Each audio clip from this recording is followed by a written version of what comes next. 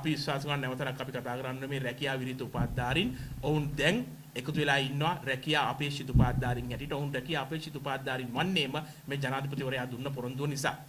ඒ රැකියා විරහිත හිටපු උපාධිධාරීන් තමන්ගේ බලාපොරොත්තු ඇතුව ජනාධිපතිවරයෙක් පත් කරා. ඒ ජනාධිපතිවරයා විසින් දුන්න පොරොන්දුව අනුව ඔවුන් තවදුරටත් රැකියා විරහිත නෙවෙයි රැකියා අපේක්ෂිත උපාධිධාරීන්. ඒතර පහුගිය දවසක මේ රැකියා අපේක්ෂිත උපාධිධාරීන් ජනාධිපති ලේකම් කාර්යාලයට ගිහිල්ලා ලිපියක් බාර දුන්නා.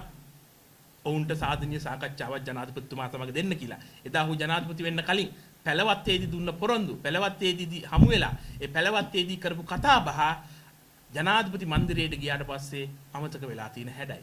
ජනාධිපතිතුමා කාර්යබහුල ඇති. නමුත් පැය භාගයක් මේ තමන් වෙනුවෙන්ම ඡන්දය හදලා දුන්නේ ඒ උපාධිධාරීන්ට වෙන් කරන්න බැරිද? උපාධිධාරීන්ගෙන් වැඩ ගන්නවා කියපු අය, උපාධිධාරීන් පාර්ලිමේන්තුවේ ඉන්න ඕනේ කියපු අය, ආචාර්ය මහාචාර්යවරු උගත් බුද්ධිමත් මිනිස්සු උපාධි තියන අයගෙන් මේ රටට වැඩක් ගන්න එයා පාර්ලිමේන්තුව පුරවමු කියපු අය අද මේ උපාධිධාරීන් ටික පාරට තල්ලු කරලා තියෙනවා. අපි කියන්නේ එකපාර මේ රස්සා ඔක්කොම දෙන්න කියලා. අවම සාධනීය විසඳුමක් දෙන්න, අවම සාකච්ඡාවක් දෙන්න, බලාපොරොත්තුවක් වැඩපිළිවෙලක් පෙන්වන්න මේ රැකියා බලාපොරොත්තුෙන් ඉන්න උපාධිධාරීන්ට. මොකද්ද අපේ වැඩපිළිවෙල? අපි මොකද්ද කරන්න ඕනේ? උන්ට පුළුවන් ඒතර ඒ වලට සුසුකම් හදාගෙන සූදානම් මේ ආණ්ඩුව කරන හොඳ වැඩ වලට සහාය දෙන්න. මේ රට ගොඩ දාන්න ආණ්ඩුවට යම් උත්සාහයක් තියෙනවා නම් ඒ උත්සාහය වෙනුවෙන් ඔවුන්ට සහායක් දෙන්න පුළුවන්. නමුත් සාකච්ඡාවක්වත් නොකර අද පාරට දාලා තිනවා.